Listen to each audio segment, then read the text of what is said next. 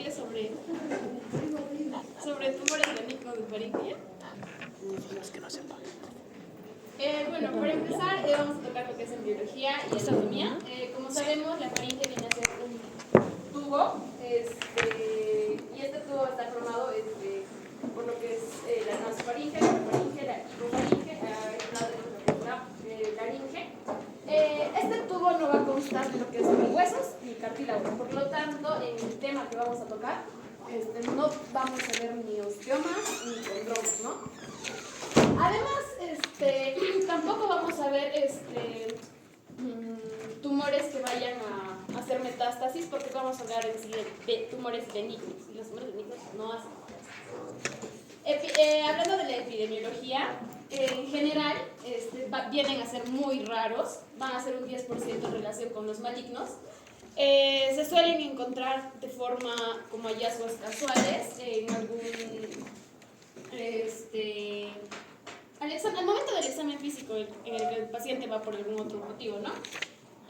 Con respecto al papiloma escamoso, se va a representar el 75% de los casos, seguido por lo que son linfangiomas, inclusiones quísticas, epidérmicas. La diferencia entre si son benignos o malignos lo va a dar lo que es la anatomía patológica. En general, estos tumores benignos son asintomáticos, no muestran ningún síntoma, a menos de que tengan un tamaño muy grande. Vamos a empezar con los papilomas. Antes de hablar de los papilomas, vamos a ver una clasificación. Los papilomas van a ser un tipo de tumores epiteliales, a diferencia de los otros que son conjuntivos. Bueno, los papilomas van a ser más frecuentes a nivel de lo que es la orofaringe. La hipofaringe también se suele presentar, y también a veces hay en la parte de lo que es la laringe. En los niños se suele dar por una contaminación al momento del parto, y en lo que son adultos suele presentarse más que todo por lo que es la actividad de lo que es el sexo oral. Suelen ser estas cosas. Este es un tipo de tumor de un aspecto macroscópico redondeado, base blando, vegetante, con una superficie granulomatosa y estriada. Va a tener una coloración rosada, y cuando se hace la exéresis o la extirpación, se va a ver de ese tamaño. Generalmente se suele implantar en las amígdalas o en los pilares de lo que es el velo. Va a depender mucho el tipo de virus que se va a presentar para que tenga tendencia a malignizarse, porque generalmente no son malignos, no tiende a ser malignos. Otros son los hemangiomas, que van a ser masas de color azulado en la región de la fosa amigdalina o del paladar blando. Su diámetro tiende a aumentar con el llanto, y de acuerdo al tamaño nos puede producir lo que es una obstrucción mecánica. Tratamiento también es lo mismo, ¿no? La exéresis o la extirpación endoscópica.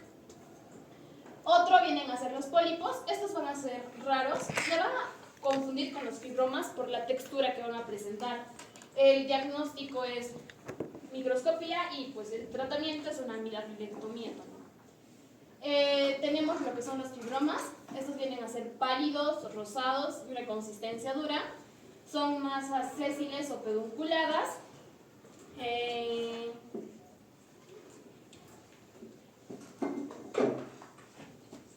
Pueden extenderse hasta la nasofaringe, por eso es que tiene este tamaño. Puede salir incluso así. La localización puede ser en la laterofaringe, en la amígdala, o intrafaringeo también, ¿no? Así se observa en una radiografía. Y el tratamiento es igual que los demás tumores, es una amidalectomía. Los quistes, esto ya lo han hablado con mucha más precisión. Pueden surgir en la fosa amigdalina por cierre de una críptica y de la superficie lingual de lo que es la epiglotis y la hipofaringe. O también pueden presentarse como quistes solitarios de retención en el repliegue aritenoepiglótico. Van a ser blandos, lisos y color amarillo. Dependiendo del tamaño, si van a ser muy grandes, nos van a producir lo que es una obstrucción, disfagia, pero en general son asintomáticos. ¿Y a qué se debe esto? Ya lo explicó mi compañero en la anterior clase, es por la obstrucción de las glándulas salivales. Y si nosotros drenamos esto, lo que vamos a encontrar es una glándula salival. El tratamiento es una remoción quirúrgica por vía endoscópica. Otro, los angiomas. Esto en sí, el más frecuente es el nasoangiofibroma. Se va a presentar a lo que es a nivel de la nasofaringe. Y también pues su sintomatología es nasal. El tratamiento es la electrocoagulación. Luego tenemos los linfangiomas. Estos van a ser raros, van a contener un mayor grado de tejido conectivo y no experimentan una involución espontánea. La clínica va a ser la disfagia, la disnea, sensación de cuerpo extraño y ardor. La tomografía en sí, bueno, la TAC va a ser más que todo para ver la extensión o el tamaño, ¿no? Y el tratamiento también es una remoción quirúrgica. Luego tenemos los amartomas. Estos son mucho más raros todavía. Es una anomalía del desarrollo embrionario. Tienden a localizarse en lo que es la hipofaringe y el tratamiento también es una extirpación quirúrgica. Eso sería todo. Nos has hablado de angiomas y angiomas. ¿Cuál es la diferencia? La coloración, doctora. Los hemangiomas van a depender mucho de los vasos sanguíneos, sobre todo de tipo venoso. Y los angiomas también por la ubicación que los... en el caso de los angiomas, en tumores benignos de la faringe, van a estar a nivel de la nasofaringe. Ya, entonces, ¿qué? ¿La diferencia básica qué cosa es? ¿Que uno es venoso y el otro arterial o cómo? Sí, doctor. ¿Cuál de los tumores que has hablado podría malignizar? Los papilomas. ¿De qué tipo?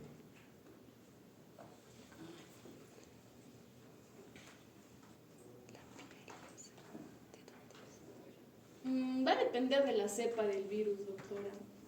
¿Cuáles son más malignos y cuáles menos malos? ¿Dónde se localizan con más frecuencia los papilomas? En la orofaringe, doctor. Ya en la orofaringe.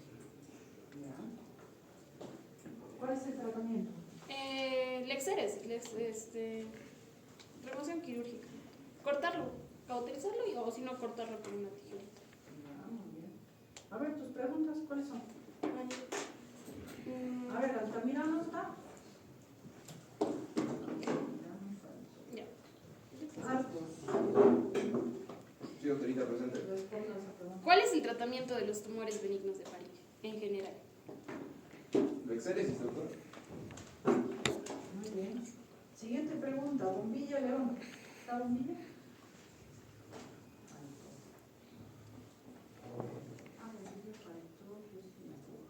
Siguiente, Camel Calderón, ¿está? Nada. Carpio, responda a esa pregunta. ¿Papiloma de qué tejido deriva? Deriva del tejido epitelial. Sí, doctora, es epitelio. Siguiente pregunta, Choquehuayta Chacón, ¿está? Del Castillo.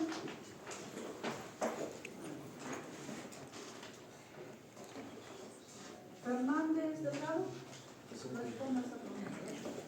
Bueno, ya, ¿qué tumor benigno de la faringe puede convertirse en maligno?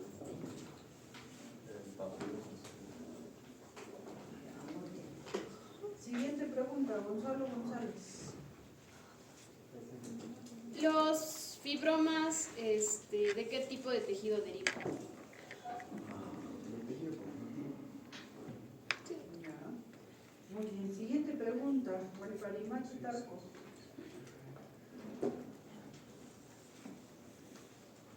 Guamán Valdés. Ya, responda. Ah, ya. ¿Qué tumor es más frecuente a nivel de lo que es la hipofaringe?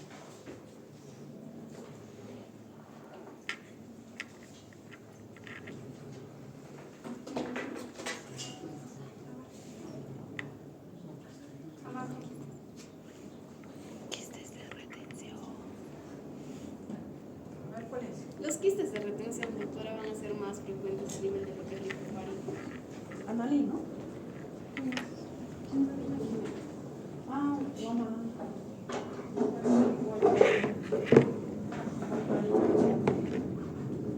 ¿Es Walparimachi?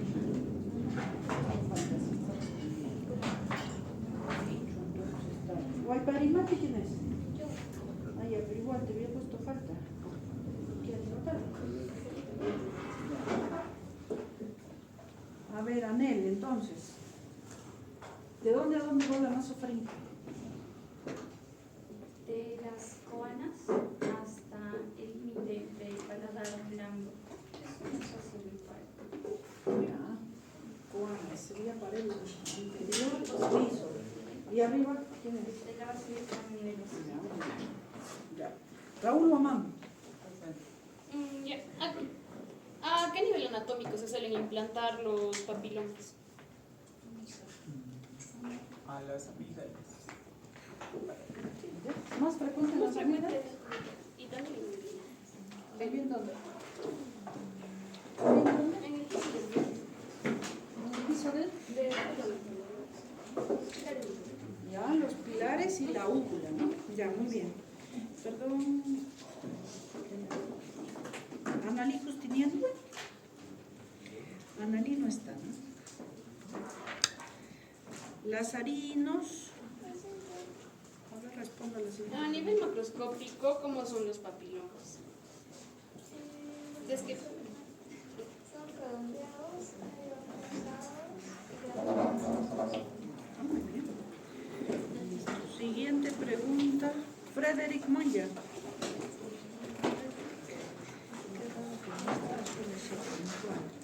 Joel Mullizaca. Responde. ¿Cuál es el tratamiento de elección para los quistes de retención? Remoción quirúrgica. Georgina Neira. ¿Ya, Georgina? Ya. ¿De dónde a dónde va la orofaringe? Desde el velo del paladar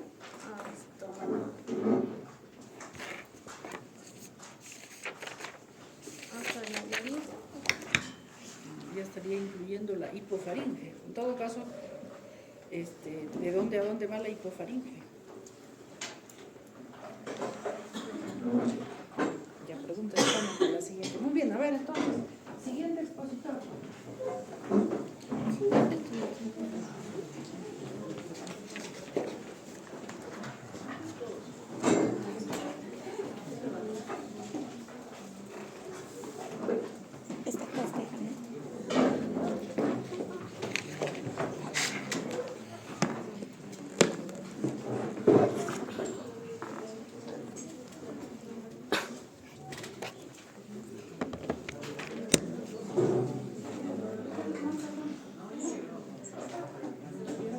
Faringe de dónde tenía que no, del velo del paladar.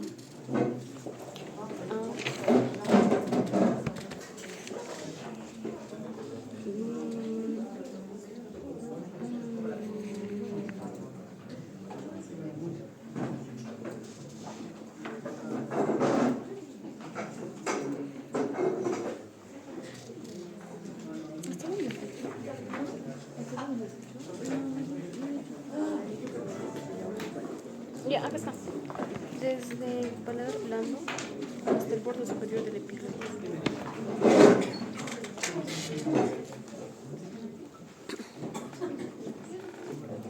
Y la hipofaringe.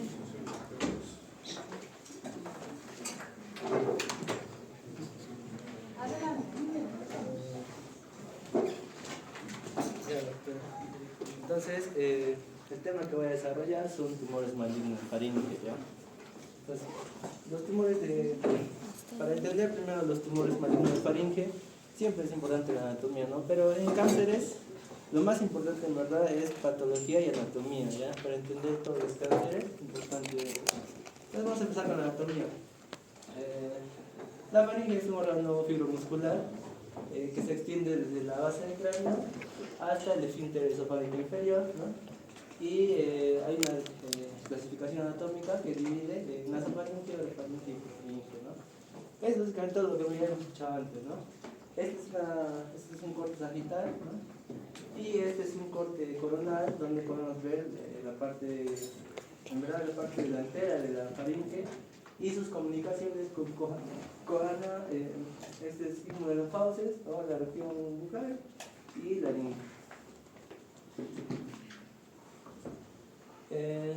Aparte de eso, en los tumores malignos de faringe, un tema también poco olvidado es los linfomas. Entonces, para entender linfomas, es importante recordar esta clasificación. Esta es la clasificación más moderna o más reciente, ¿ya? La clasificación clásica también sirve, ¿no? La clasificación de los nodos linfáticos cervicales, superficiales especialmente, ¿no? Retroauricular, preauricular, submaxilar, etc. Esa es la clasificación clásica que todos dominamos, pero esta es la clasificación actual y norteamericana que es muy útil para entender los artículos en inglés de Estados Unidos, ¿no? Y esto básicamente divide en regiones anatómicas, ¿ya? Región 1, 2, 3, 4, 5, 6 y 7 y los ganglios linfáticos que están dentro de cada región. Entonces empezamos con tumor maligno de nasofaringe. El tumor maligno de nasofaringe más importante que debemos conocer es el carcinoma nasofaringe. ¿Ya? Hay más, obvio, sí, pero este es el más frecuente y el que más nos van a preguntar y el que más debemos saber por su frecuencia también. Este es un tipo de carcinoma que proviene de células escamosas de la nasofaringe. Para ser más específico, la OMS lo divide en 3 subtipos. Estos son los subtipos histopatológicos de la OMS que estamos viendo acá. Tipo queratinizante, no queratinizante y basaloides. Otros, que también algunas les vamos a encontrar en artículos, son adenocarcinoma, carcinoma de adenoides, linfoma, melanoma, sarcoma, pero son extremadamente raros. Entonces, siguiendo el carcinoma del nasofaringe, vamos a ver por qué aparece, ¿no? ¿Cuál es la causa? Y la causa, entre ellas, está el virus Epstein-Barr, ¿no? En verdad, antecedentes o historia de infección por el virus Epstein-Barr. También está involucrado el tabaco y el alcohol, pero no especialmente. El virus VPH también, dieta, en este caso serían los alimentos en conserva, y especialmente las carnes saladas en conserva. De repente acá no es muy común, pero en Norteamérica, Alaska, Rusia, esos países es bastante común.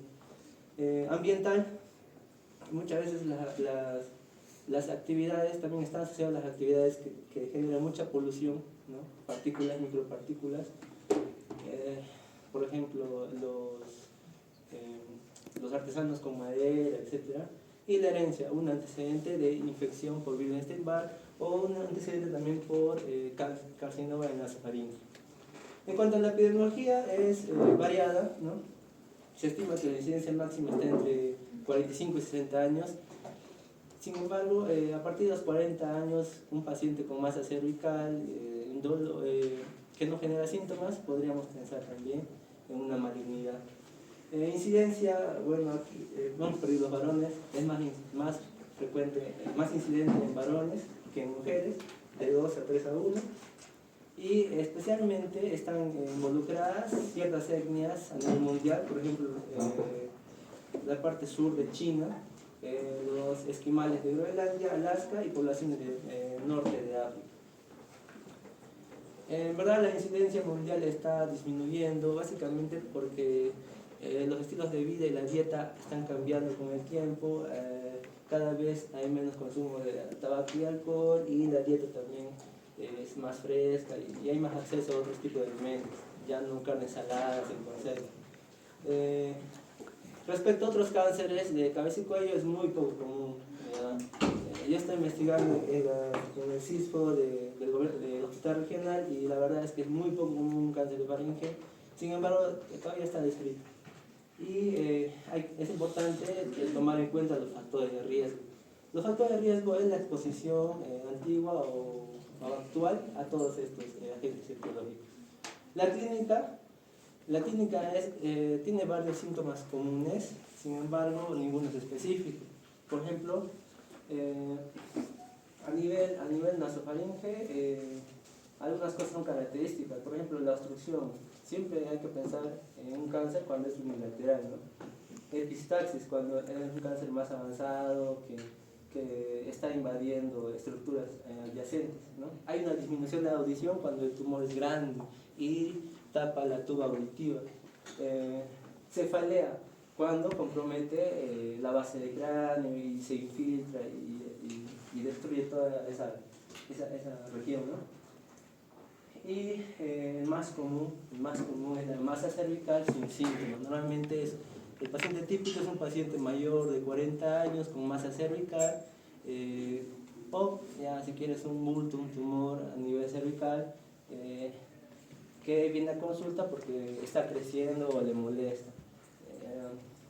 Hay un sitio clínicamente oculto que es a nivel de la fosa de los inmunes. Y cuando erosiona la base del cráneo, normalmente compromete los nervios craneales 3, 4, 5 y 6. Entonces, cuando compromete estos nervios craneales, el paciente normalmente sufre de cefalea, diplopia, algún tipo de parálisis facial como adormecimiento. Y en la literatura se describe una triada clínica. Esta es masa cervical, obstrucción nasal, con o sin epistaxis y una otitis media serosa también está descrita. Factores de riesgo, ya hemos hablado, son básicamente la exposición actual o pasada a estos agentes etiológicos y de todas maneras los antecedentes. Las personas que tienen antecedentes de familiar de primer grado con cáncer de nasofaringe, entonces son muy probables de desarrollar este tipo de cáncer. El diagnóstico principalmente se utiliza la clínica, pero no es el único, se apoya y se confirma con exámenes de imagen y de exploración, por ejemplo la nasofaringoscopía. La región del nasofaringe es un poco difícil de acceder de manera, digamos, manual, entonces es muchas veces necesario la nasofaringoscopía. Y otros estudios de imágenes, como por ejemplo el TC y RM, son importantes para ver cuánto estructuras están comprometidas, el avance, y también para estadificar ese tipo de tumor. Y la biopsia es el diagnóstico definitivo histopatológico con biopsia, ¿no? Sí. Bueno, finalmente para este cáncer de nasofaringe el tratamiento depende mucho qué nivel de estadio está. Muchas veces en un carcinoma avanzado, en realidad los mejores resultados se obtienen cuando es un tratamiento o un manejo multidisciplinario. Intervienen cirujano de cabeza y cuello, otorrinolaringólogo y muchos profesionales, ¿no? El carcinoma avanzado, una cosa importante de este tipo de carcinoma es que responde bien a la radioterapia, entonces por eso es importante la radioterapia, quimioterapia concurrente cuando es localmente más avanzado.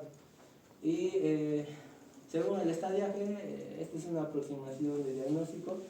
Por ejemplo, en el estadiaje 1 se prefiere de todas maneras la radioterapia, como dije, responde muy bien a la radioterapia. Y si en un estadiaje 2, entonces de primera línea de radioterapia y se puede considerar una quimioterapia concurrente, ¿no? O añadiendo o concomitante si quieres.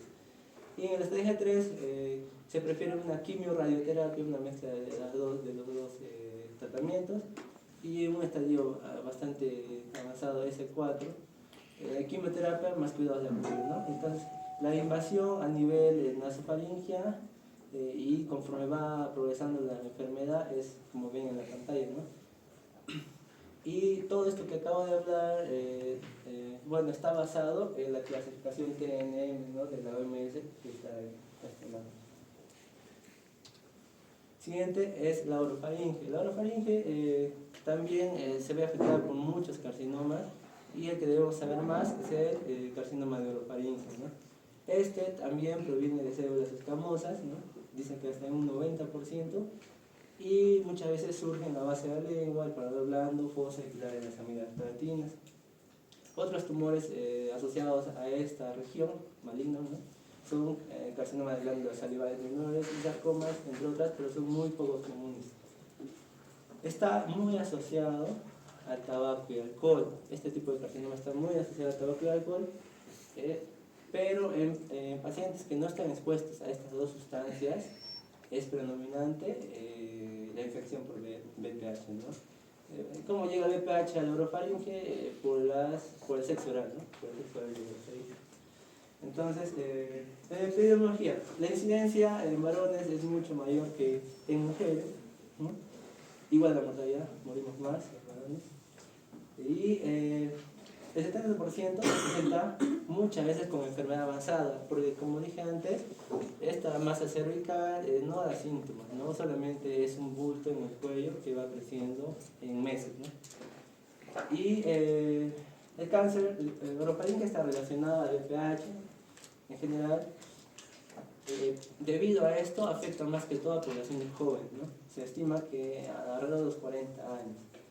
Y entre otras cosas, los afroamericanos y no hispanos tienen mayor incidencia de este cáncer por el VPH y por los estados de salud, ¿no?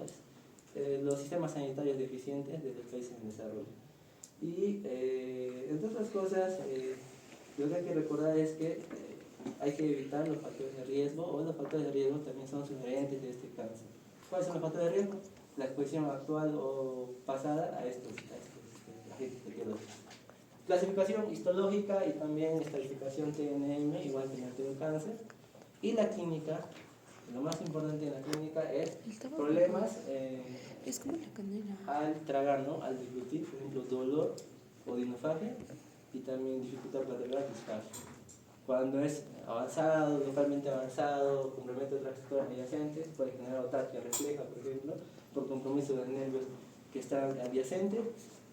Y debido a esta obstrucción a nivel de la orofaringe, el paciente come menos, ¿no? Y disminuye peso involuntariamente. Esa es parte también del cáncer, disminución de peso, factores de riesgo y antecedentes de cáncer de orofaringe en familias de primer grado, ¿no? Familia de primer grado, padres, hijos, ¿no? Diagnóstico, principalmente clínico. Ahí sí podemos averiguar personalmente y abrir la boca del paciente. Podemos usar el frontoluz y ahí hacer un examen de la cavidad oral y orofaringe hasta donde se pueda. Y si hay alguna dificultad, podemos usar incluso un espejito, como los espejos de los dentistas. También se puede usar eso. Y si queremos revisar mucho más abajo a nivel de laringe o faringe, de hipofaringe sería, ¿no? Podríamos usar una endoscopia flexible, ¿no? Y TC, exámenes de imagen como RM o resonancia magnética y TC son importantes para ver hasta dónde ha invadido el tumor, las áreas comprometidas y el procedimiento quirúrgico, ¿no? Cómo vamos a proceder quirúrgicamente. El tratamiento para este tipo de cáncer a nivel de orofaringe es variado, pero en general la literatura dice que podemos dividirlo en dos, si hay VPH negativo y VPH positivo. Entonces, el tratamiento incluye radioterapia, quimioterapia y sus combinaciones, pero además se añade inmunoterapia, ¿no? Hay fármacos reguladores inmunológicos que también se podría usar. Creo que en Perú no hay, pero en Estados Unidos es muy común usar inmunoterapia. Y la estratificación o el progreso de la enfermedad es como acá, ¿no? Desde T1 de menos a más, ¿no? Y acá está la prescripción TNM de la OMS. Ahora, en los cánceres de hipofaringe, esta es una neoformación que se desarrolla a nivel de la rinofaringe, también llamado, ¿no? Y podría diseminarse, más que todos estos cánceres se diseminan a nivel linfático, ya a nivel de los nódulos cervicales superficiales, haciendo tumores, ¿no? O sea, efecto de masa.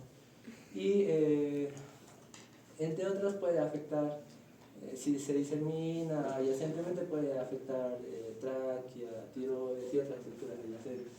Está asociado, también está asociado al tabaco y alcohol, al VPH, y también la literatura describe al síndrome de Plemons-Binson. La epidemiología, bueno, es de un cáncer bien raro, de verdad, igual que los demás, pero están más asociados a los varones, en general alrededor de 60 años, ¿no?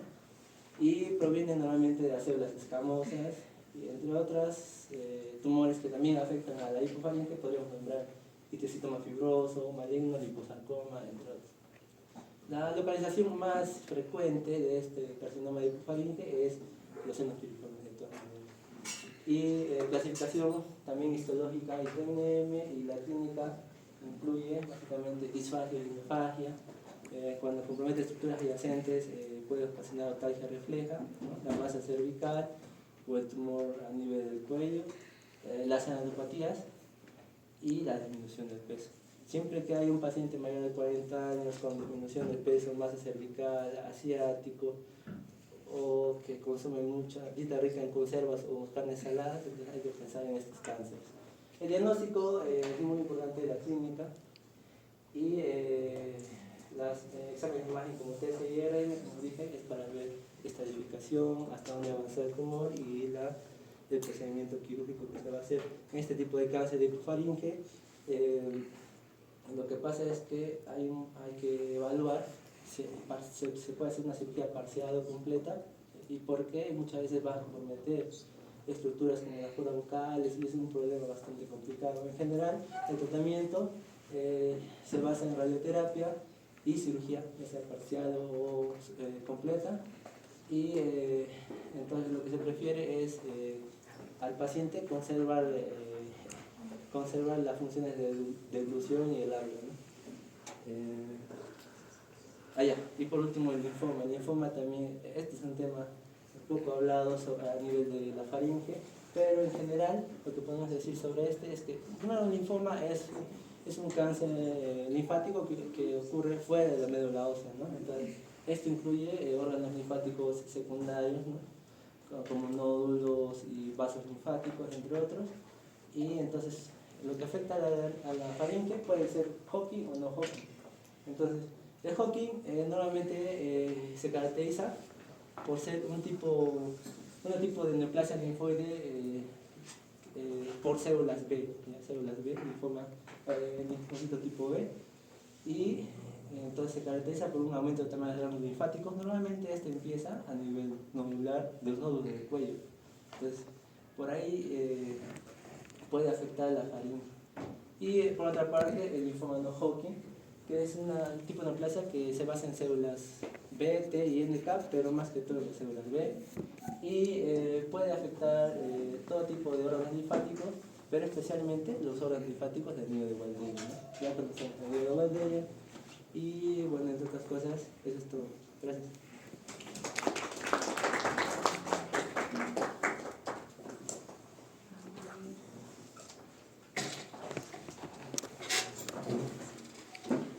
A ver, Oliver, ¿cómo es el diagnóstico de los tumores de faringe? ¿Cómo es, doctora? ¿Cómo se hace el diagnóstico de los tumores de faringe? Bueno, se recurre mucho a la clínica, sin embargo, hay más evidencias sintomáticas. Primera imagen, ¿sí? Eh, ¿Qué más? La clínica, según el nivel anatómico, ¿qué nivel? Según el nivel anatómico, hay clínicas características. Por ejemplo, la nasofaringe normalmente cursa con obstrucción unilateral, ¿cómo es esto? Sensación de masa. Sensación de cuerpo, no, sensación de masa, y según su extensión podría también tapar las tubas auditivas, generando también un deterioro de la audición o de la agudeza auditiva. La orofaringe, por otra parte, especialmente genera odinofagia y disfagia. Y la hipofaringe también de estas, si se extiende, podría comprometer la zona oral, podría comprometer las estructuras adyacentes. Y si pasa esta capa de los músculos faringios, podría extenderse hacia otras partes como el mediastino, etc. Pero si es asintomático, entonces la mejor forma de diagnóstico es la pesquisa también clínica, la anamnesis. Ya, la clínica, la anamnesis, examen físico ayuda mucho. ¿Y en exámenes auxiliares qué usamos? Bueno, si es, por ejemplo, si se tiene mucho acceso, por ejemplo, como la orofaringe, podemos usar un frontoluz y un examen de la cavidad bucal, o sea, de la parte posterior de la cavidad bucal. Ya la palpación de las masas órganos cervicales. Y podemos ayudarnos con imágenes. ¿Imágenes de qué? TC y resonancia magnética. Importantes para ver hasta dónde ha abarcado la enfermedad, ha proliferado, y también cuál es la medida quirúrgica que se puede tomar. Ya, aquí nos has puesto en tu diagnóstico clínica, claro, la sospecha es muy importante, ¿no? Nasofaringoscopía, perfecto, parte del examen físico o un examen que nos ayuda a ver. Aquí biopsia. Diagnóstico definitivo de la biopsia. ¿Están de acuerdo? No, estudio analítico estudio patológico. no. La biopsia es el Eso ya lo hemos procedimiento. hablado más una vez. La biopsia como estudio de Ya, pero acá no dice eso. Y eso ya lo hemos puesto ahí. Si en el examen me ponen, también ya están atractivos. ¿Qué más? En cuanto a los exámenes auxiliares, ¿está bien TC, PET? ¿Qué cosa significa eso? tomografía por emisión de positores. ¿Tomografía qué? Por emisión de positores. Por emisión de positrones, pero así nomás. ¿Qué más? ¿Qué dicen? A ver, ¿alguien? Ya, tomografía, eso. Primero, en cuanto a las tomografías, hemos dicho que hay ¿Qué prácticamente dos formas. ¿Cuáles son? Con Con contraste contraste y y sin sin contraste. contraste. Y otra cosa súper importante, ya les he reiterado, ¿de dónde? De dónde específico. Tomografía de dónde, del pie, de la rodilla, de la cadera, ¿de dónde? ¿Ya? De cabo, pero básicamente sería de macizo facial o senos paranasales porque ahí te sale esa zona. ¿Ya? Entonces, eso habría que poner y en la resonancia igual, con contraste, sin contraste y de dónde. ¿Ya? Eso es súper, súper importante, eso ya lo hemos reiterado muchísimas veces y hay que poner, y la biopsia ayuda mucho, pero no es la biopsia la que hace el diagnóstico, sino el estudio anatomopatológico. ¿Ya? Entonces, otra cosita para vuestras exposiciones, bueno, está bonita la presentación, pero no sé, algo más dinámico, pues porque yo estaba sentada allá y la verdad que no he leído nada hasta que he venido por acá. Entonces, ¿qué más dice aquí? Triada, masa cervical, obstrucción nasal, epistaxis, otitis media serosa. Masa cervical. ¿En los tumores de nasofaringe hay masa cervical? Ahora algunos más crecen bastante, si se extienden, sí pueden ser más. Pero hasta que llegue al cuello primero pasaría por orofaringe, ¿o no? Sí. ¿Cuáles tumores metastatizan más? ¿Los de naso, oro o hipofaringe? Yo tengo entendido que los tumores de orofaringe. De orofaringe metastatizan más. A ver, vuelve a tu primera imagen. Tú mismo nos estabas hablando aquí. Las de primera. Ahí. ¿Cuál es la irrigación, la inervación? ¿Por qué da el uno más metástasis que el otro? En el tema tengo que es la orofaringe por el tema de las enzimas volátiles. Suelen ser base de papillomas y esos son precancerígenas que malignizan y se extienden. A ver. ¿Eso qué te parece si lo aclaramos en la próxima clase? ¿Cuáles metastatizan más y por qué? ¿Ya? Vamos a dejar pendiente. A ver, ¿qué más? Tus preguntas. A ver, responde dónde nos hemos quedado. Ochoa Pampa. Responda la primera pregunta que va a hacer su compañero.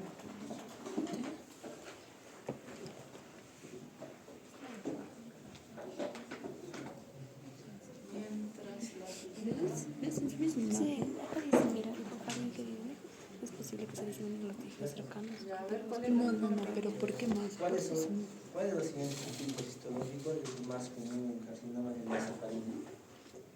En áreas no endémicas. ¿Cuál de los siguientes tipos histológicos es el más común en carcinomas de nasofaringe en áreas no endémicas? Tenemos carcinoma de células escamosas queratinizantes, carcinoma adenocístico, carcinoma mucoepidermoide, carcinoma de células escamosas basaloides. Mencionaste que era el carcinoma de células escamosas, en este caso sería queratinizante. Siguiente pregunta, Natalie Ortiz. Pregunta 2. ¿Cuál es el virus más implicado en la etiología del carcinoma de orofaringe? Tenemos virus Epstein-Barr, virus de inmunodeficiencia humana, virus del lomo humano y virus del papiloma. Virus del papiloma humano, doctora. Porque en los tres eso se da. Ajá, en los tres. Ya, muy bien. A ver, siguiente pregunta. Joel Pancorbo. Pregunta 3. ¿Cuál es el sistema de metástasis más común en el carcinoma de faringe? Tenemos ganglios linfáticos cervicales, pulmones, hígado y huesos.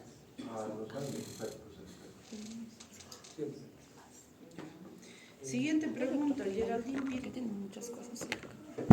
¿Cuál de los siguientes factores de riesgo se asocia principalmente con el carcinoma de Claro, es faringe? que yo estaba notando El consumo de tabaco, y ya el está consumo usando excesivo otro de tema. alcohol, antecedente de infección por virus de la semana 4, consumo de alimentos en conserva y ahumado. Sería un antecedente de infección por el virus del herpes humano, el tipo 4. Sí, El Epstein-Barr del tipo 4. No, BPH. A ver, no entendí la verdad. Herpes. A ver, vuelve a preguntar y vuelve a responder. No entendí.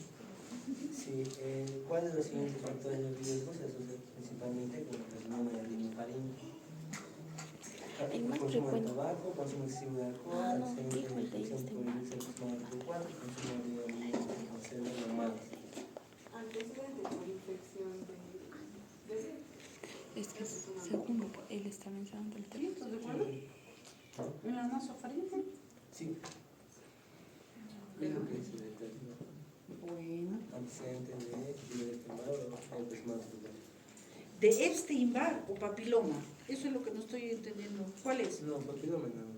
Papiloma es solo ¿Tú faringe. dijiste Epstein-Barr o has dicho herpes? Herpes. Herpes no es Epstein-Barr ni es papiloma. Entonces, ¿cuál es la respuesta? Herpes humano tipo 4 es Epstein-Barr. Epstein-Barr. Ya bueno. Ya, Es lo mismo. ya muy bien, entonces vale la pena aclarar. Ángeles Ponce. Siguiente pregunta. ¿Cuál es el tratamiento de elección para el carcinoma de rinofaringe en el estadio inicial? Cirugía de resección radical, quimioterapia exclusiva, radioterapia con o sin quimioterapia concurrente y terapia hormonal. Radioterapia con quimioterapia concurrente. Este tipo de cánceres son responde bien a la radioterapia. Siguiente pregunta, Marcelo Portugal. ¿Cuál de los siguientes síntomas es más sugestivo del carcinoma de faringe en etapas avanzadas? Disfonía, anorrea acuosa, epistatis o rinofaringe. ¿Avanzado? Sí, rinofaringe en etapas avanzadas. Epistaxis. Sí, Ya, siguiente pregunta, Esperanza Quispe. ¿Cuál es el objetivo principal del tratamiento del carcinoma de faringe en estadio avanzado? Conservar la función del habla y de la dilución, lograr la remisión completa del tumor, evitar la recurrencia local del carcinoma o minimizar los efectos secundarios del tratamiento. Se debe conservar el agua. Conservar ese ¿Cuál es la pregunta? El objetivo principal del tratamiento del carcinoma de faringe en estadio avanzado. Conservar el habla. Es importante, Nadie nos dijo eso. una indicación importante es conservar la función del habla y la dilución dental. De preferencia. En la hipofaringe. Sí, doctora. Pero ya sería cuando hubiera invasión laringea. Ajá, estadios avanzados. Efraín Quispe, siguiente pregunta. ¿Cuál es el principal factor pronóstico en el carcinoma de rinofaringe? Tenemos presencia de metástasis ganglionar, tamaño tumoral, estatus de receptor de estrógeno o edad del paciente. La presencia de metástasis. Sí, doctora. Ya, listo, gracias. Siguiente pregunta, siguiente expositor.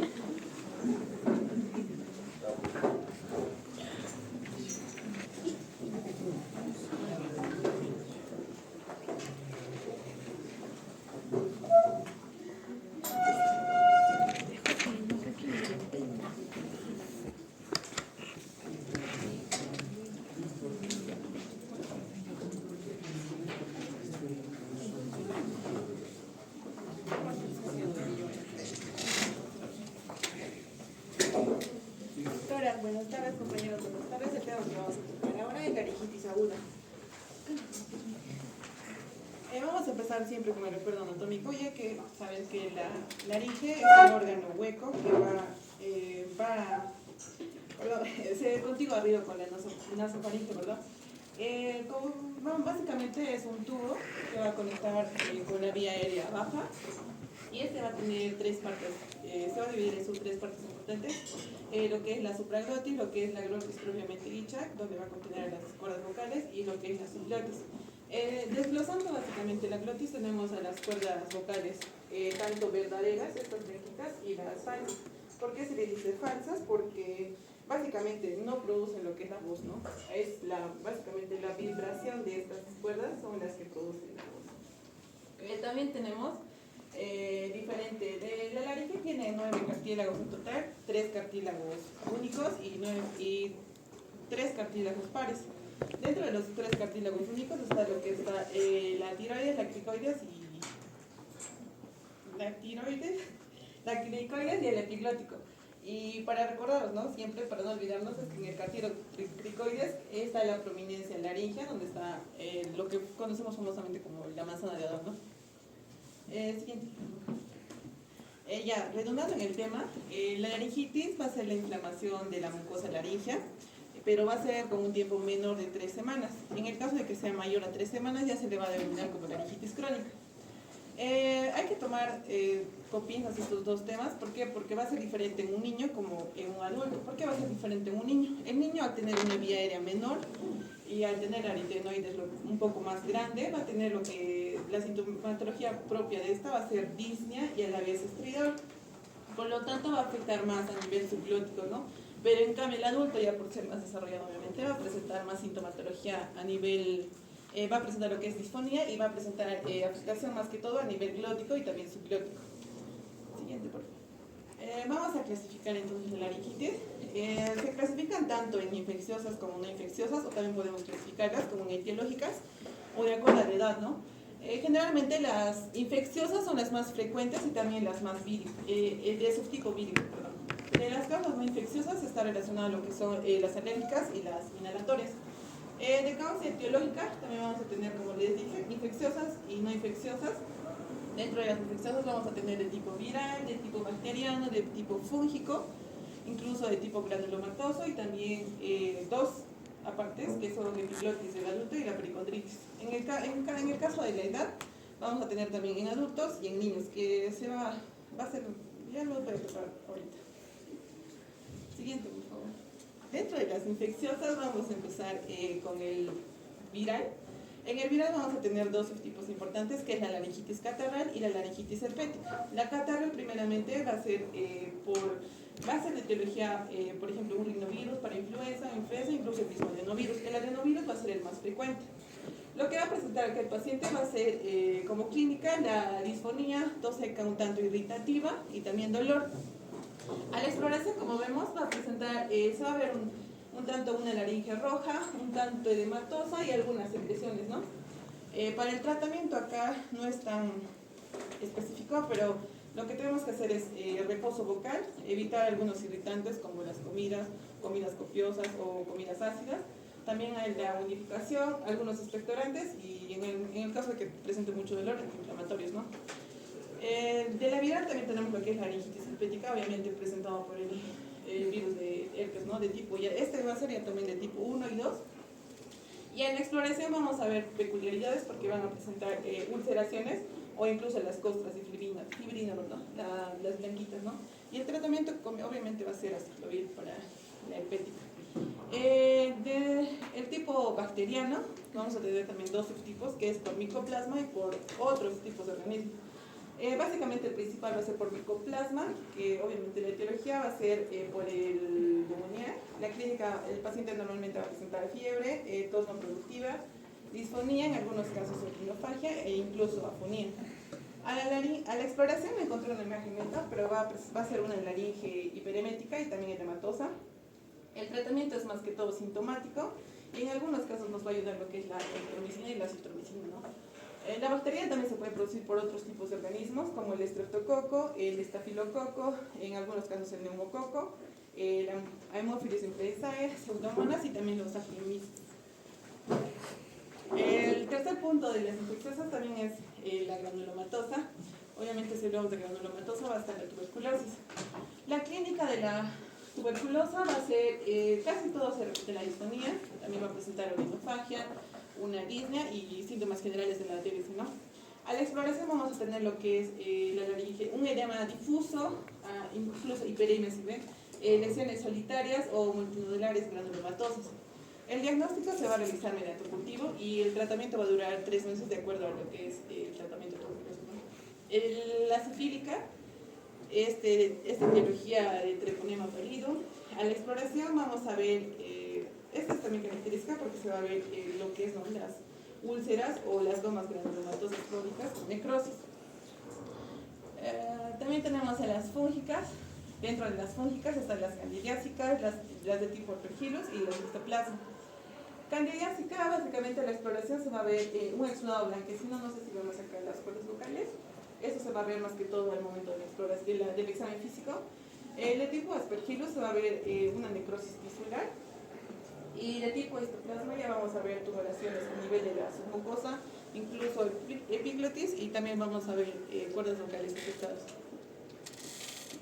Finalmente, terminando solo de tipo infecciosas, tenemos lo que es la epiglotitis del adulto. Esta es una forma más grave de presentación en el adulto y frecuentemente es en varones. La etiología, la principal es por influenza de tipo B. También presenta neumococo, especible tipo 1 y 2 y estreptococo pentahemorítico, pero como les dije, tiene más predominancia la influenza clínica. Va a presentar el paciente cialorrea, disfagia, disnea, incluso estridor laringio. A la exploración vamos a tener, como para que no se olviden, un eritema o edema, y en la epiglotis vamos a ver una forma de civetita, ¿no? Y esa es básicamente la hinchazón de la eritemitis. Siguiente. Pasando a la laringitis no infecciosas, tenemos a la laringitis por hipersensibilidad, ¿vale? Esta es una inflamación aguda de las cuerdas vocales y de la mucosa laringea, y va a presentar o incluso no va a presentar secreción mucosa.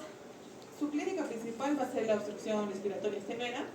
A la exploración vamos a ver lo que es el edema laringio por histamina. El tratamiento básicamente va a ser los antihistamínicos, corticoides, mucolíticos, incluso si este paciente va a presentar mucha infección, lo que es la quimioterapia, ¿no? La laringitis medicamentosa se va a presentar ya también. A la exploración, básicamente, para que también se acuerden, va a ser unas cuerdas vocales en mapa geográfico, ¿no? Y la laringitis térmica o inhalatoria va a ser por el consumo de sustancias gaseosas o de combustión. Acá en la clínica el paciente va a presentar disfonía, tos, orinofagia y también disnea. El diagnóstico básicamente va a ser preguntándole al paciente, ¿no?, cuáles son los síntomas, si ha consumido algo, ¿no? El tratamiento principal va a ser hidratación, oxígenos en el caso de que necesite y antibióticos. La no infecciosa también tenemos a la laringitis por trauma o incluso esfuerzo vocal. Es la inflamación de las cuerdas vocales. La clínica también es disfonía, afonía, y a la exploración vamos a ver la dilatación de las cuerdas vocales y también lo que es la hemorragia, ¿no? El tratamiento va a ser humidificación adecuada, también el reposo vocal obviamente de 2 a 3 días, y hay que evitar los factores que causan esto, ¿no? Laringitis cáustica o por reflujo, tenemos lo que va a ser lesiones producidas por agentes, ya sea un ácido clorhídrico o cloro, incluso amoníaco, y la clínica es lo que va a presentar disfagia, y más que todo predomina aquí lo que es la disfonía. Para recordar, también tenemos una clínica de laringofaringia, una tríada por así decirlo, no, una cuatriada, donde el reflujo laringeo va a ser típico con ronquera, con tos, con disfagia y con disfonía. A la exploración vamos a ver la mucosa hiperemática, no sé si se logra ver bien, aritenoides enrojecidas y moco intraaritenoideo. El tratamiento es medidas higienodietéticas y obviamente lo que es la ingesta de antiácidos, ¿no? Ahora, netamente enfocándonos en edad pediátrica, también es otro mundo, como les dije, porque son más frecuentes en niños. Vamos a empezar con la más grave, pero no tan frecuente. La edad de presentación va a ser entre los niños de 2 a 6 años. Su etiología básicamente es por Haemophilus influenzae, Streptococcus pyogenes y Staphylococcus aureus, pero predomina lo que es la influenza, ¿no? La clínica, como todo niñito, va a presentar fiebre, va a presentar su malestar en general, incluso la alergia con estridor, la orinofagia y obviamente lo típico de la patata caliente. Al diagnóstico vamos a ver algo simple, que es el signo del dedo gordo. No sé si ven acá, que no se logra percibir bien, hay como un dedo. Lo que va a estar contraindicado para no nacer es con la laringoscopía con depresor o la laringoscopía indirecta. ¿Por qué? Porque podemos agravar más su disnea. Como está presentando disnea, podemos agravar mucho más. El tratamiento es antibiótico, generalmente se utiliza lo que es la ceftriaxona. También podemos utilizar corticoides intravenosos y mantener la vía permeable, ¿no? Como presenta el niñito. Tenemos también a la laringitis glotosubglótica, o también conocida como no sé si han escuchado el croup o la laringotraqueitis. Esta es más frecuente, pero no es grave. La edad de presentación es niños más de 1 año. Su principal etiología es por influencia tipo 1. La clínica va a presentar tos perruna, disnea y un poco de disfonía. A la radiografía vamos a ver un signo clásico de, acá sí todos ven, hay una punta de lápiz. Y el tratamiento va a ser adrenalina arsénica en aerosol, también corticoides, incluso profilaxis, pero más de 48 horas, ¿no? Acá no necesita exactamente intubación como el anterior caso. La laringitis estridobulosa, espasmódica, o también conocido como el pseudocrup o el falso crup. Es producido por un espasmo laringio. Su clínica se caracteriza porque es de comienzo brusco y típicamente cuando el niño está durmiendo. Tiene un estridor inspiratorio, no tiene fiebre y generalmente tiene un buen estado general. No se necesita tanto tratamiento porque esto va a suceder espontáneamente, pero sí tiene muchas recurrencias. La laringitis diftérica o el CRUF verdadero, que esto es una patología infrecuente, pero acá vamos a recordar una tríada clásica, que es disfonía, tos perruna y disnea con estridor. La etiología acá está involucrada, lo que es el Corynebacterium diphtheriae. A la exploración vamos a ver membranas fibrinosas, que si los vamos a retirar, obviamente van a sangrar. Al tratamiento va a haber penicilina y un tanto de humedad. Siguiente, por favor. Este ya es como un algoritmo para identificar a cada uno.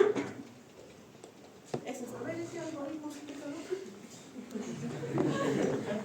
ya es lo que dice el grupo distérico, que es raro, que es un niño que va a presentar. ¿Por qué es raro el grupo distérico?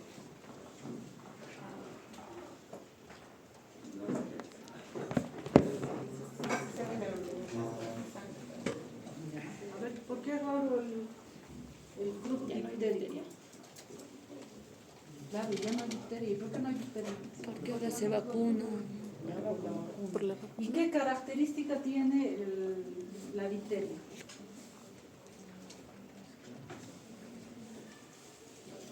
¿Cuál es el cuadro clínico de la difteria? La tríada. ¿Cuál es la tríada? Disnea. A ver, regresa la imagen. Disfonía, disnea y el tos. Ya. Bueno, esto a nivel de este pedacito de laringe, ¿no? Y por cierto, a ver, ¿por qué habría estridor? Del estridor ya hemos hablado varias veces, ¿no? ¿Es patognomónico de qué? ¿Y qué significa estridor? ¿Qué implicancia anatómica? Obstrucción. ¿Obstrucción de qué? La nariz. ¿Sí? ¿Obstrucción de la nariz te produce estridor? ¿Sí? ¿Cómo es? Es de la Claro, ya hemos dicho. Entonces, si yo tengo obstrucción nasal 100%, no es estridor. Entonces, ¿cuándo se produce estridor? ¿Y cuando hay obstrucción? justo una membrana que lo va a recubrir la laringe. Tú eres la expositora, ¿me estás preguntando? ¿Cómo? Se supone que tú debes saber eso. ¿Por qué es estridor? ¿Qué es estridor? Obstrucción, ¿dónde? Laringe o tráquea superior, ¿no es cierto? Eso ya lo hemos dicho. Entonces, ¿y por qué se obstruye la laringe en el caso de la difteria? Por las pseudomembranas, perfecto. Tos traqueal. ¿Qué es tos traqueal o tos perruna? Que tú misma lo has puesto. Es una tos compulsiva. Compulsiva.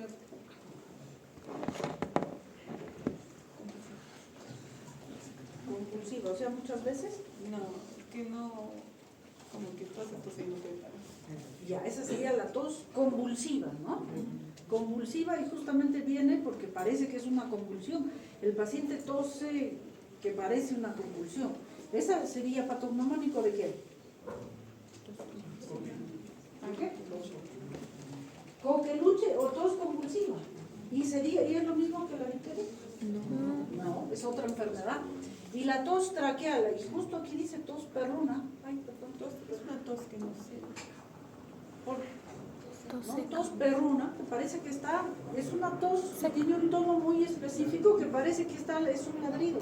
Por eso es que se llama tos perruna. Y justamente tiene ese tono porque la afección es a nivel traqueal. Perdón.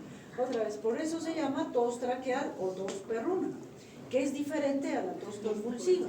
Y en este caso, ¿por qué la tos traqueal? Porque bueno, ya se está afectando también la hipofaringe y la tráquea. Por eso es que al afectar hipofaringe y tráquea superior hay estridor. Y ahora, bueno, volviendo, tos, perruna, todo esto, claro, la sintomatología sería cuando la enfermedad ya llegó a la laringe, pero la propia sintomatología de la difteria, ¿cuál es? Esta sería ya difteria laringea, ¿no? Específico que está en la laringe. ¿Y solo en la laringe la difteria?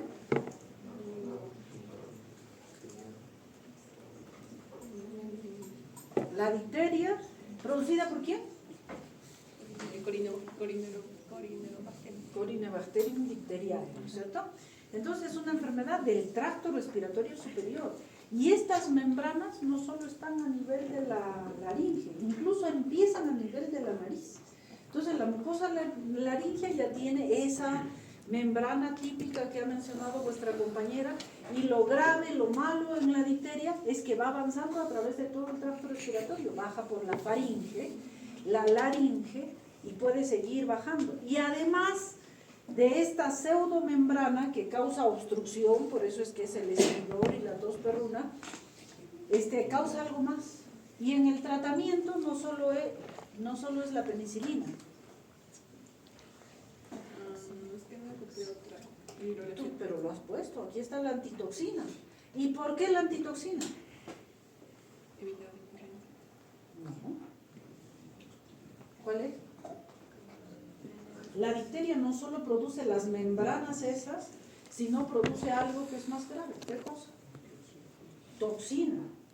¿Ya? Por eso es que se da antitoxina para mejorar al paciente. ¿Ya? Y esas toxinas causan afección a nivel cardíaco y a otros niveles. Por eso es que la difteria es tan grave. ¿Ya? ¿Queda claro? Sí. A ver, algo más.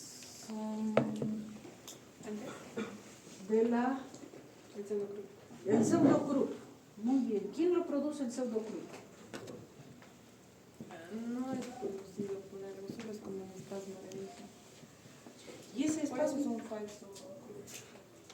Ya. ¿Qué más? Me has puesto la.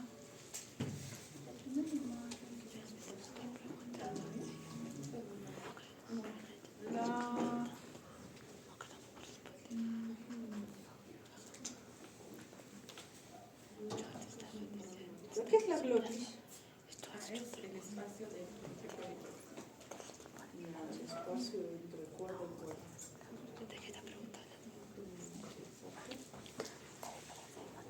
Aquí, el micoplasma. No, otra cosa. Micoplasma. Micoplasma. ¿Qué es el micoplasma? ¿Es lo mismo que el estreptococo neumonía? ¿Cómo se trata? es como sintomático. Yo no me acuerdo ya. Pero Ya si me es busco en bacteria, internet. irían antibióticos, entonces, sintomáticos y antibióticos. Según lo que leí, no es tan, no ataca tanto, por eso es que más sintomático. Por eso es que decía en la bibliografía que en algunos casos podría ayudar la eritromicina. Claritromicina. Y así. ¿Ya? Ahora, en cuanto a laringitis viral herpética, ¿solo herpética?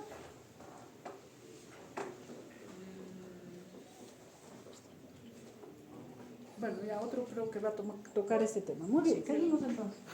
Siguiente exposición.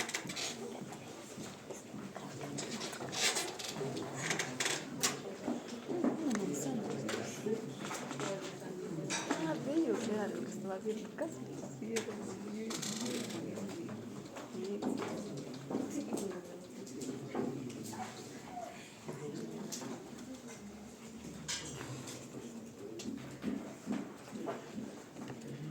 Bien, bueno, doctora, compañeros, sean todos ustedes muy buenas tardes. Continuando con la serie de exposiciones, ahora yo les voy a hablar acerca de la parálisis de cuerdas vocales. ¿Sí? Bien, primeramente vamos a iniciar con la parte anatómica, que ya mi compañera lo ha mencionado, pero vamos a aclarar algunos puntos más. Bueno, esta primera imagen nos muestra la anatomía de la faringe. En realidad lo que puse, lo puse solamente para poder identificar a grandes rasgos dónde está ubicada la laringe, ¿no? Vemos las estructuras de la faringe que ya lo hemos visto, que se continúan en la parte inferior con el esófago, y por delante del esófago hay otra estructura que es la tráquea. Ahora, la tráquea no se va a unir directamente a la faringe, sino que va a haber una estructura que los va a unir y justamente es la laringe donde se van a encontrar las cuerdas vocales, ¿no? Entonces, si nosotros sacamos la laringe y lo vemos desde la parte anterior, vamos a tener esta estructura que, bueno, en la parte superior se va a relacionar con el hueso hioides, como se puede ver en pantalla, ¿no? Y esta estructura grande es el cartílago tiroideo, el cartílago tiroides, ¿no? Estas dos estructuras se van a unir a través del ligamento medio tiroideo y también de la membrana tiroidea, que, bueno, si se dan cuenta, va a estar perforada por un paquete vasculonervioso, donde en este caso pasa el nervio laríngeo superior, que es rama del nervio vago, y la arteria tiroidea superior, que es rama de la...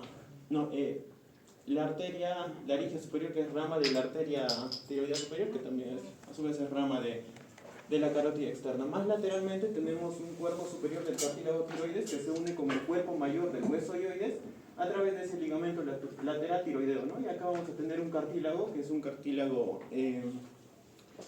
sesamoideo, que se conoce como cartílago triticio.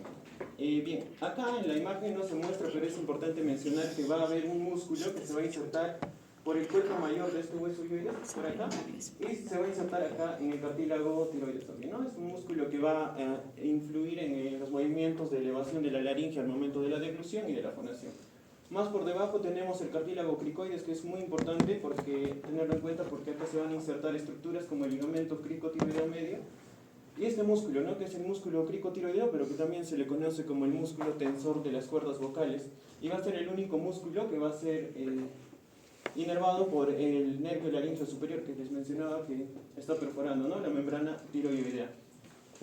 Algo que tenemos que saber es que el nervio laríngeo superior es más sensitivo, pero va a dar una rama motora que va a inervar justamente a este músculo. Bien, entonces acá también vamos a tener el ligamento cricotiroideo medio y una membrana cricotiroidea, ¿no? Ya que está por el fondo. Y bien, más por debajo ya vamos a tener los anillos traqueales, que por acá pegados va a pasar la arteria, perdón, el nervio laríngeo recurrente, que ya lo voy a mencionar más adelante. Siguiente, por favor. Bien, entonces lo que les he mencionado es toda la parte anterior. En la parte posterior vamos a ver lo que contiene el conducto, ¿no? Entonces ya les mencioné las estructuras, el hueso hioides, la membrana tiroidea, el cartílago tiroides, pero en el conducto vamos a tener en la parte más superior a la epiglotis y vamos a tener 4 pliegues. 2 pliegues que van a ser los pliegues vestibulares o cuerdas vocales falsas, que de hecho no se sabe la función que tienen, ¿no? Si bien estudio, pero se cree que protege a las cuerdas vocales verdaderas, que son las que sí van a generar el sonido, ¿no? Y justamente son las que estamos viendo por acá. Entre estos 2 pliegues, entre las falsas y las verdaderas, se va a formar un ventrículo. Y bien, también vamos a tener los músculos vocales que están por acá, ¿no? Y que son, van a ser importantes para el tratamiento, que ya lo voy a mencionar más adelante. Bien, más por la parte inferior vamos a tener a la tráquea. Y bueno, la imagen no lo muestra, pero también es importante hacer mención al cartílago aritenoides, que también tiene mucho que ver en lo que va a ser la la aducción y la abducción de las cuerdas vocales, ¿no? Siguiente.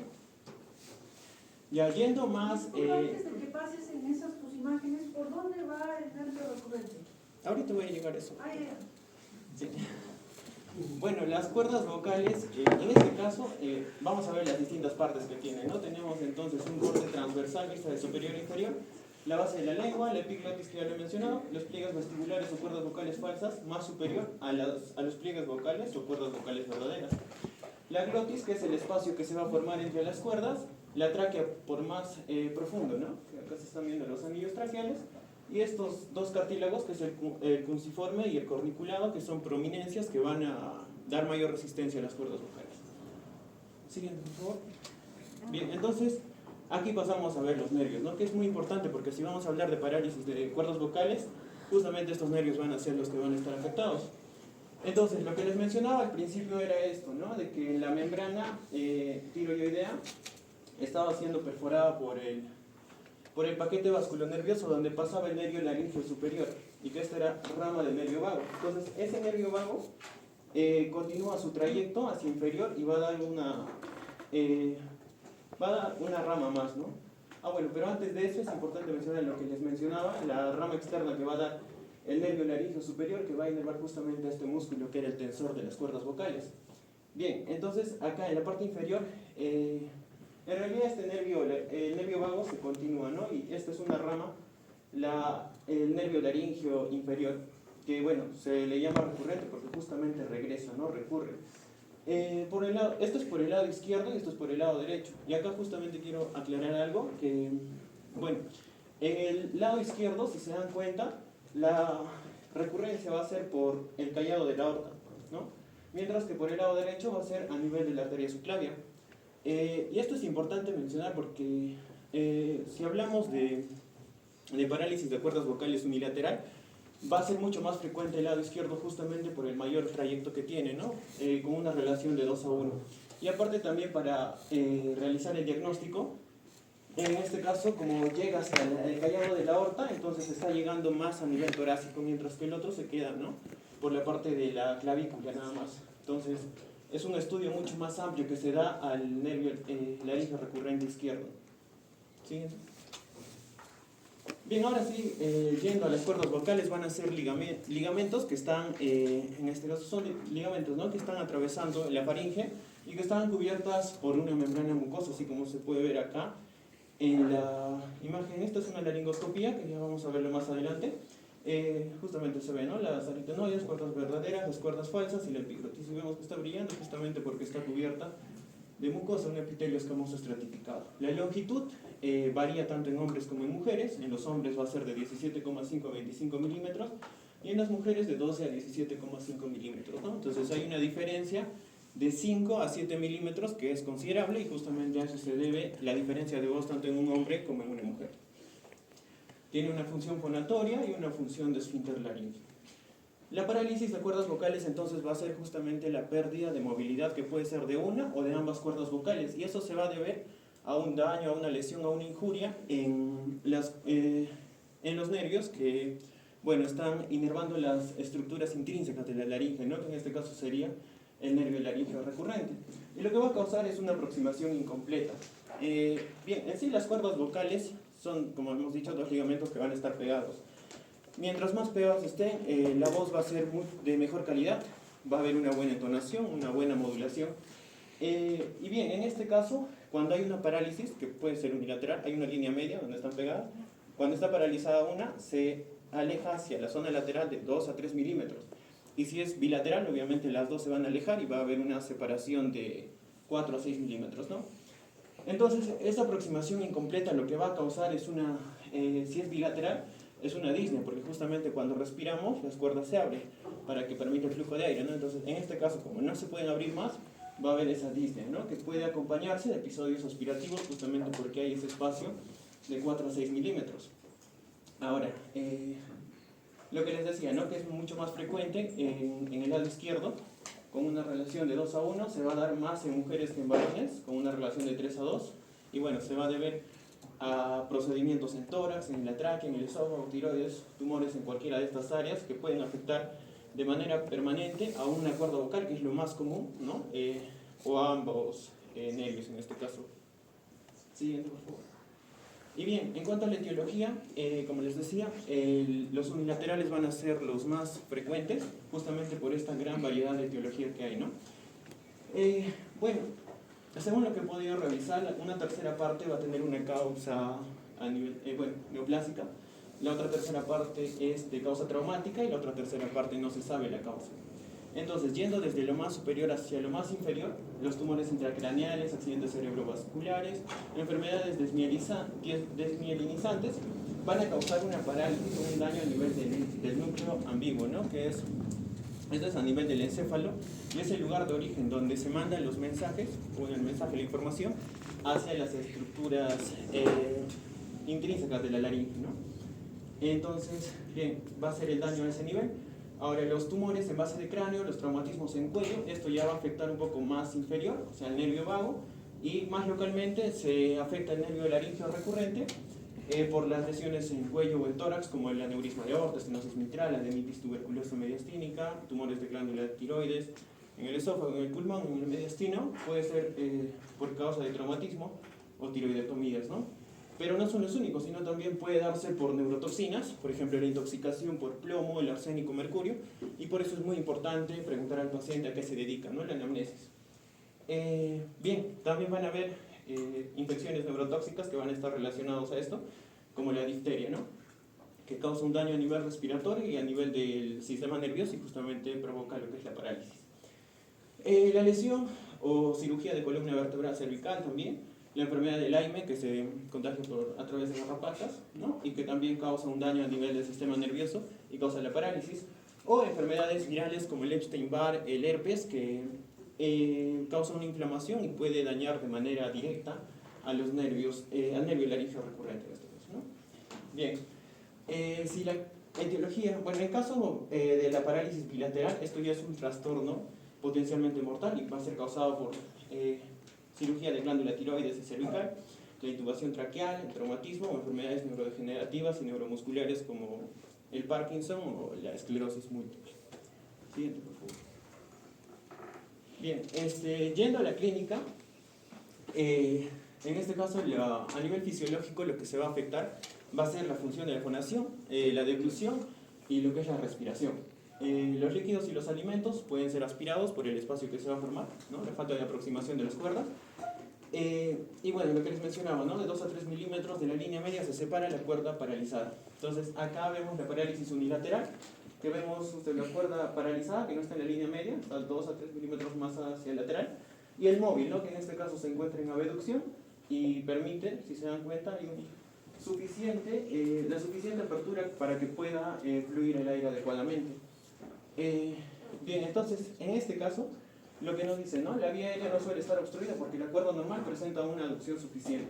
Pero lo que acá sí se va a alterar es la voz, ¿no? La voz va a ser ronca, entrecortada o bitonal, justamente porque la cuerda, bueno, una está paralizada, la otra no está paralizada, entonces como que la vibración va a ser desigual, una vibra más que la otra, y eso genera ese cambio, ¿no? En la parálisis bilateral, por otro lado, se va a formar este espacio, ¿no? Este pequeño espacio. Entonces, acá el flujo de aire va a ser más limitado, porque está cerrado. Entonces, la vía aérea va a ser inadecuada, esto produce estridor y disnea con el esfuerzo moderado. Bueno, ambas cuerdas están separadas 2 a 3 milímetros de la línea media, en total 4 a 6 milímetros. Y en este caso la voz iba a ser de buena calidad, porque ambas, o sea, no están juntas, pero van a tener la misma vibración, ¿no? Va a haber una ligera vibración, es una buena voz, pero en este caso lo que va a estar alterado va a ser la intensidad, o sea, el volumen y la modulación de tono, ¿no? Siguiente, por favor. Bien, y este es un cuadrito que, bueno, en realidad lo que acá quise explicar es que no solamente la parálisis se va a dar a nivel del nervio laríngeo recurrente, sino también puede ser en el nervio laríngeo superior. Les había mencionado que el nervio laríngeo superior daba una rama que inervaba al músculo tensor de la cuerda. Entonces, si hay una parálisis en ese nervio, no va a haber tensión en las cuerdas vocales. Y lo que genera justo es esto, ¿no? Lo que nos dice una posición, puede estar en una posición normal, pero va a haber acortamiento, que es la pérdida de tensión. En el nervio laríngeo recurrente, lo que les decía, si es unilateral, el problema va a estar en la voz, va a haber disfonía o voz bitonal. Y si es bilateral, el problema es más respiratorio, ¿no? La disnea, el estridor, la voz susurrada. Y puede ser en ambos también, ¿no? Pérdida de tensión y la parálisis en este caso. Y que en este caso aumentan el riesgo de aspiraciones, ¿no? Y si es bilateral, más aún todavía va a haber gran riesgo de aspiraciones. Y la voz aerada. Bien, para el diagnóstico es importante la anamnesis. Hay que preguntar al paciente las cirugías, intubaciones, broncoscopías, a qué se dedica, ¿no? En la exploración cervical, lo que es la palpación, podemos encontrar presencia de tumoraciones, adenopatías o cicatrices cervicales. Y bueno, lo que acá es fundamental, que es la laringoscopía, ¿no? Para ver la actividad de las cuerdas vocales, que puede ser una laringoscopía indirecta, donde se utiliza un espejo y una luz, que se introduce, bueno, esto se realiza con el paciente despierto, solamente se utiliza anestésico local, entonces se introduce a nivel de la orofaringe y a través del espejo, mediante el reflejo, podemos ver la actividad de las cuerdas vocales. La laringoscopía directa, en este caso utiliza lo que es el laringoscopio, que es esta herramienta, pero en este caso necesitamos que el paciente esté con anestesia general, ¿no? Como se puede ver acá en la imagen. Esta es la laringoscopía indirecta a través del espejo y esta es la laringoscopía directa, ¿no? Entonces, podemos ver de manera directa. Y lo que actualmente se utiliza, o lo que más se utiliza, es la laringoscopía directa flexible o nasolaringoscopía, o también lo llaman nasofibrolaringoscopía, que utiliza una fibra óptica y que, bueno, se introduce por la nariz y se permite ver las estructuras, ¿no? De la laringe. Este procedimiento no toma más de un minuto, de hecho es bastante rápido y es lo que vamos a ver en el video.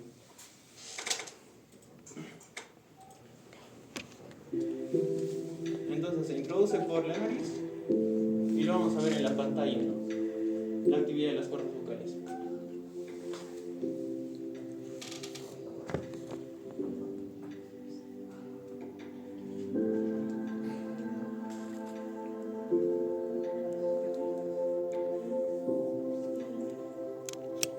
Ya bueno, como les decía, esto es un procedimiento bastante rápido, ¿no? Solamente utiliza anestesia local.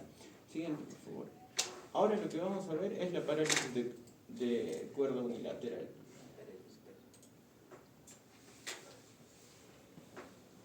Ya, esta es la parálisis de cuerda unilateral, ¿no? Donde nos va a mostrar una flechita que nos muestra que no se cierra por completo,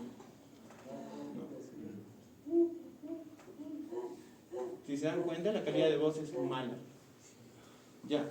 Y bueno, la siguiente que nos va a mostrar una parálisis bilateral. ¿Podría repetir esa y subirle un poquito al volumen?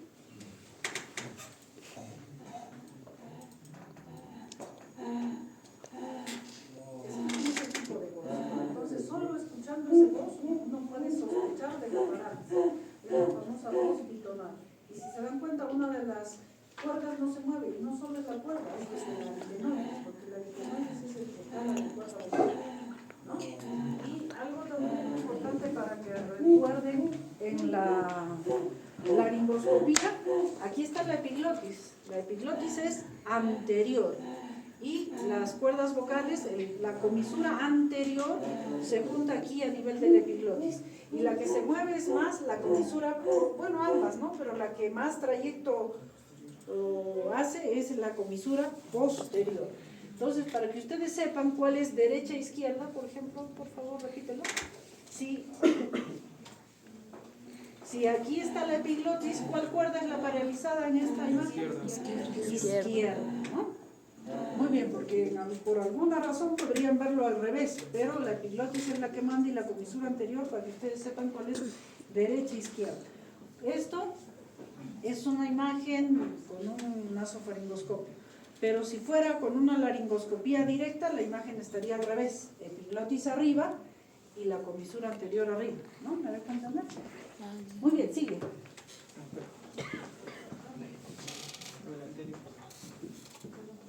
Ya, bueno, dándoles un adelanto, entonces, si han visto, no llega a completarse el cierre, ¿no? Entonces, dándoles un adelanto de tratamiento, justamente en parálisis de cuerda unilateral, se va a enfocar en colocar rellenos para justamente aproximar a la línea media. Bien, este es un video de una parálisis bilateral.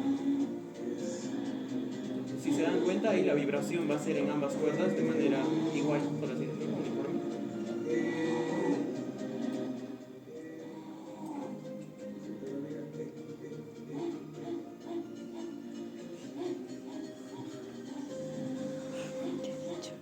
bueno, aquí la vibración es homogénea, ¿no? En ambas cuerdas, y el problema es en el flujo aéreo en este caso. Bien, siguiente, por favor.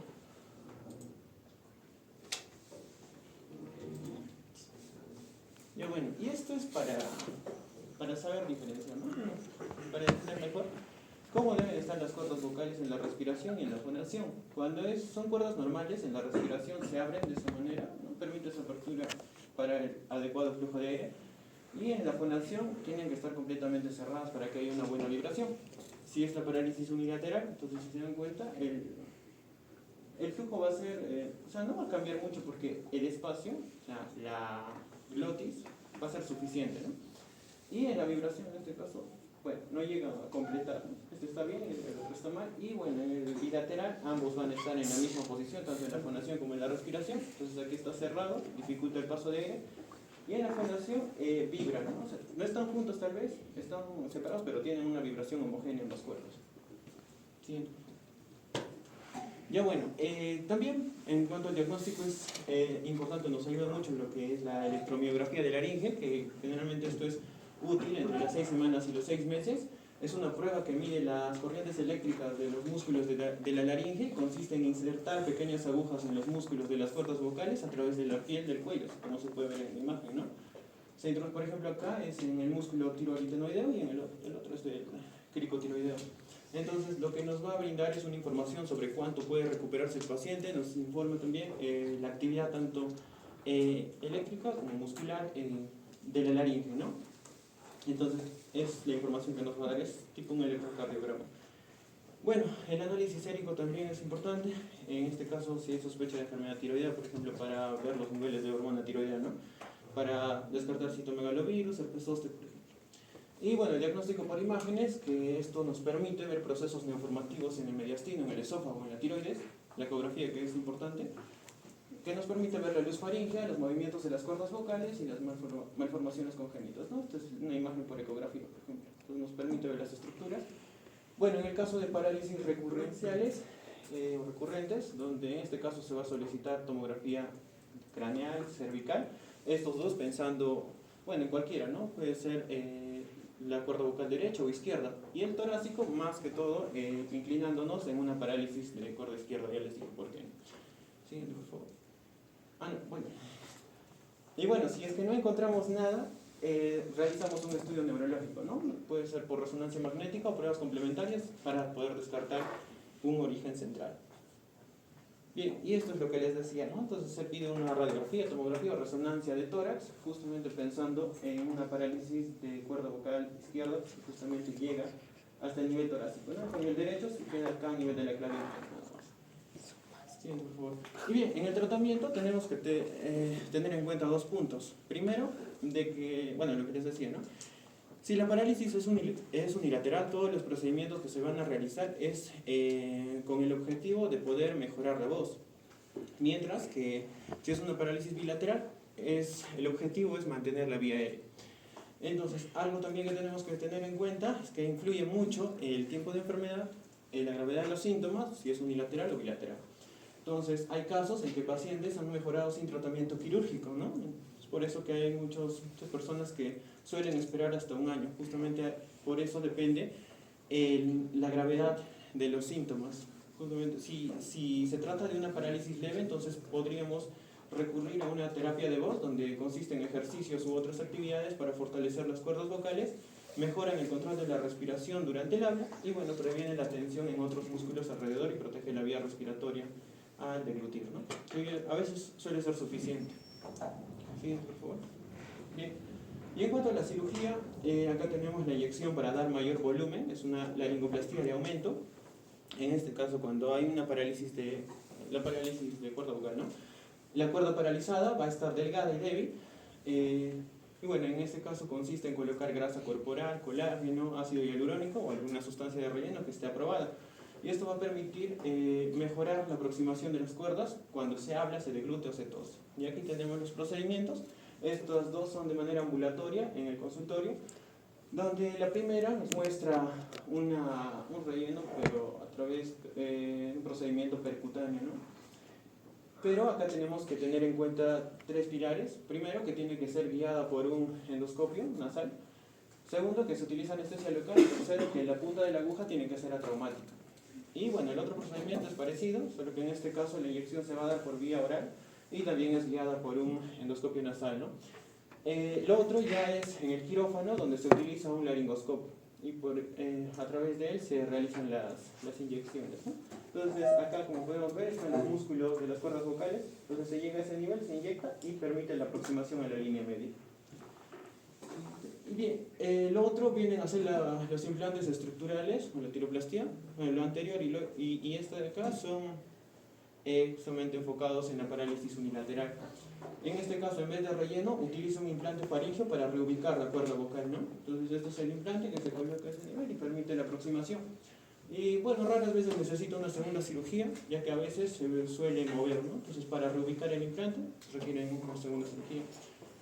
Lo otro es el reposicionamiento de las cuerdas vocales. En este caso el cirujano mueve una ventana de tejido propio del exterior de la laringe hacia adentro para empujar la cuerda vocal paralizada al medio de la laringe, ¿no?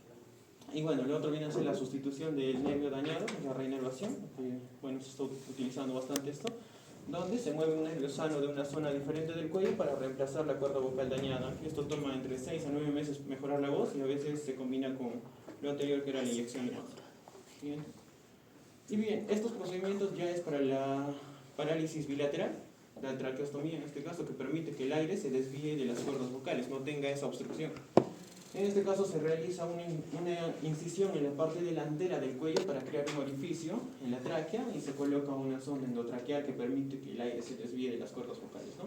Lo otro es la aritenoidectomía con lateralización de cuerda vocal verdadera. En este caso se quitan los cartílagos aritenoides, permite abrir la glotis y mejorar la vía aérea, pero lo que se puede deteriorar es la calidad de voz. Pero bueno, es más importante recuperar la vía aérea porque se puede vivir sin voz, pero no se puede vivir sin respirar, ¿no? Bueno, la cordectomía posterior con láser, que es la extracción de las cuerdas vocales, que también abre la glotis posterior y puede generar también, bueno, causa deterioro en la calidad de voz. Y en cuanto a tratamientos emergentes que están surgiendo, es justamente esto, ¿no? La unión de cuerdas vocales con otra fuente de estimulación eléctrica, como un nervio de otra parte del cuerpo o algún dispositivo similar a un marcapasos cardíaco que pueda restituir la apertura y el cierre de las cuerdas vocales inmóviles. Y esto es en lo que actualmente se está trabajando, justamente enfocado en la parálisis de cuerdas vocales, ¿no? Y bien, eso sería todo. Gracias.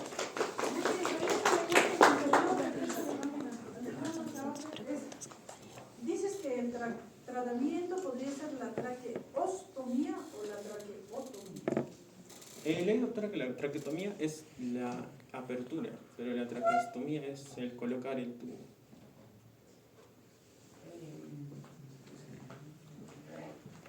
Puede ser así.